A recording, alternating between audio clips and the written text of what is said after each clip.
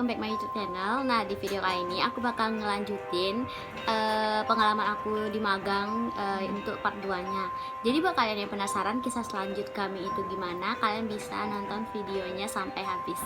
Oke guys, karena kemarin kan itu 16 menit, aku juga nggak mau memperpanjang video, makanya aku buat part 2.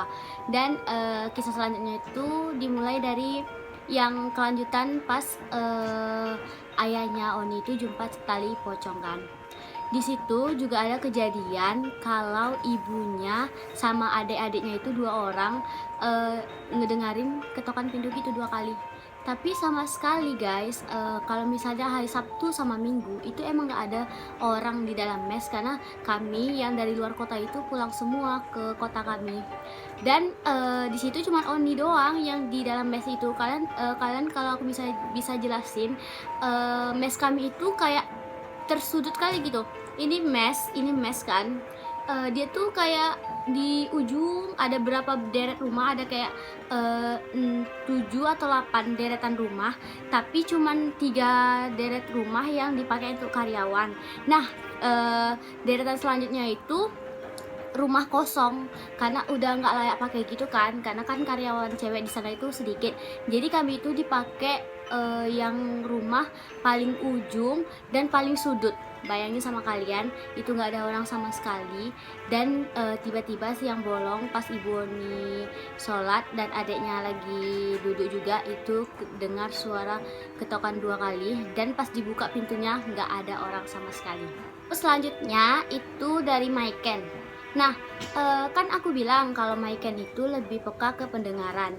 Jadi di sini waktu itu tengah malam Maiken sering mendengar suara musik gitu guys. Suara kayak orang ngidupin alat musik yang kayak bukan alat musik modern tapi yang tradisional. Tapi itu bukan Maiken aja yang mendengar, aku juga pernah dengar. Dan kami itu sempat bertanya-tanya gitu ke karyawan kantor atau bapak yang di kantor kan, Pak, di dekat mes itu ada tempat alat musik nggak?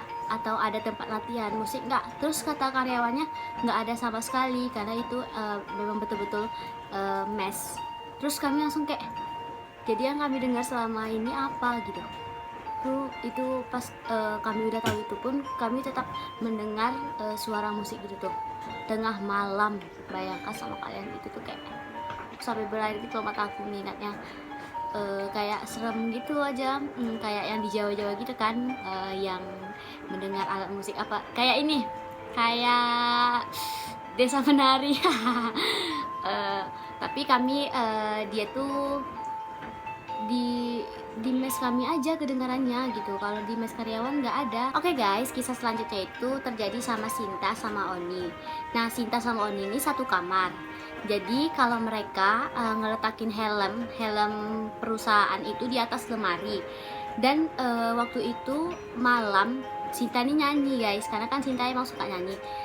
Tiba-tiba pas Sinta nyanyi itu helm mereka berdua itu kayak jatuh gitu loh guys. Sama sekali nggak ada angin, nggak ada hujan, tapi helm itu jatuh ke bawah. Dan itu tuh helmnya kayak jauh gitu, di atas lemarinya tuh kayak jauh gitu loh dimasukin, tapi bisa jatuh. Bisa kecuali kalau misalnya helmnya tuh kayak di antara lemari, ini lemari terus ini helm kan bisa aja jatuh kayak terpleset gitu kan. Tapi ini nih emang kayak di dalam kali dia letak helmnya, tapi bisa jatuh.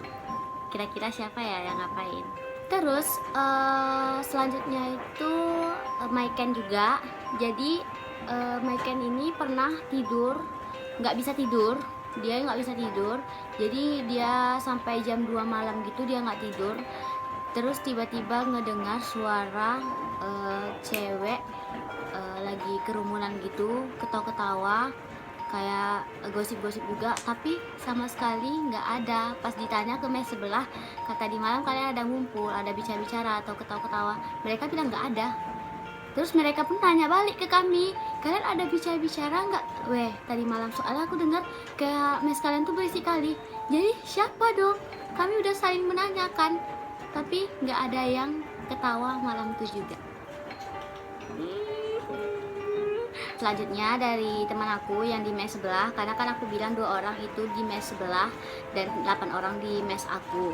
Nah, yang teman aku di mes sebelah nih pernah ngasih tahu kalau misalnya dia itu pernah nonton laptop tapi ngarahnya ke pintu, dan pintu dia itu kebuka 1/4 gitu guys. Jadi nggak sengaja dia itu ngarah ke pintu. Nah, pas dia nengok ke pintu itu, dia ngelihat bayangan putih tinggi seatap, terus nggak mijak lantai. Sedih. Aduh, serem. Dan kemarin kan aku ada bilang ke kalian kalau kami setiap malam Jumat baca Yasin. Nah, itu pertama mulainya karena kami dapat teguran gitu, bukan dari penunggunya, tapi dari teman kami yang dari SMK lain. Dia tuh kayak ada penjaganya gitu, abangnya. Jadi kayak abang ini nyampein ke dia kalau misalnya penunggunya tuh marah ke kami karena kami suka ngejemurin kain atau pakaian dalam tuh di luar. Jadi penunggunya itu nggak suka kalau misalnya kami itu menjemur pakaian di luar mes, jadi harus di dalam. Kami pun bingung ya kenapa nggak boleh, tapi mereka setahu kami emang nggak pernah ngejemur kain di luar. Mereka tuh emang ngejemur kain tuh di dalam, jadi kami nggak pernah nanyain. Tapi pas ditegur gitu tuh baru kami tahu gitu kan. Terus malam itu juga kami baca Yasin. Nah, pas baca Yasin ini kan kami ngumpul nih melingkar. Teman aku, salah satu dari teman aku itu namanya Taskia, dia tuh kayak kerasukan gitu loh guys. Kayak matanya tuh merah, terus dia ngadapnya ke pintu terus aku nih kan udah nggak salahin nih nengok Taskia kayak gitu kan, kayak ngerasa dia tuh digangguin. Nah, bukan aku aja yang ngerasa, ternyata rupanya Oni ngelihat pintu mes kami itu pas kami baca Yasin itu dibuka. Pas dibuka sedikit, habis itu ditutup kembali. Itu antara dia keluar sama dia masuk ke dalam mes kami. Itu tuh serem sih weh. Menurut aku itu tuh kisah yang paling terseram seumur hidup aku, karena aku juga nggak pernah ngerasain yang namanya diganggu berturut-turut. Oke guys, jadi ini kisah terakhir dari aku. Aku itu pernah ngalamin demam tinggi, tapi demamnya itu di kepala gitu loh guys. Jadi pas aku dikompresin sama Tipa sama Fadia, aku sadar kalau yang demam itu cuman kepala aku doang, bukan badan aku. Sedangkan aku juga udah minum obat, udah minum air hangat, itu nggak mempan sama sekali buat ngilangin panas badan aku. Nah, sampai saat itu aku nelpon orang tua aku, nyuruh nenek aku kayak nanyain gitu sama orang kampung aku tuh kenapa gitu kan. Soalnya aku juga tahu kalau misalnya demamnya tuh yang di kepala aja itu pasti orang tersapo gitu kan. Kalau orang Minang tahu pasti tersapo itu apa, atau bahasa Indonesianya keteguran. Dan pas nenek aku udah nanyain gitu kan sama tukang obat yang di kampung, terus nenek aku bilang kalau aku tuh ketegurannya di WC 2 kali dan di samping mes, di paret mes itu 1 kali. Nah, aku juga bingung nih kenapa aku ketegurannya di WC sampai 2 kali, sedangkan aku kan nggak ada macam-macam, aku juga nggak ngapa-ngapain gitu. Terus aku mikir, oh mungkin karena kemarin pas yang bersih-bersih mes tuh aku sampai jam 2 malam bersihin WC sama Fadia, dan aku ngerasa mungkin karena itu aku keteguran. Ya, aku sampai seminggu gitu loh guys demam tingginya, sampai lebaran aku demam.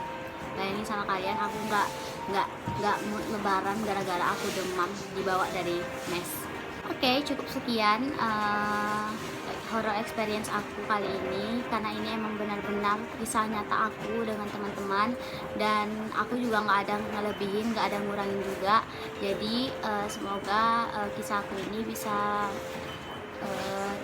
menghibur teman-teman, nontonnya dengan relax, karena aku juga nggak ngasih informasi yang hoax, aku ngasih fakta dari diri aku dan dari teman-teman aku. Nah, buat kalian yang suka horror experience aku ini, karena ini part terakhir, part 2, kalian bisa share ke teman-teman kalian dan like video aku. Jangan lupa di subscribe. Bye bye.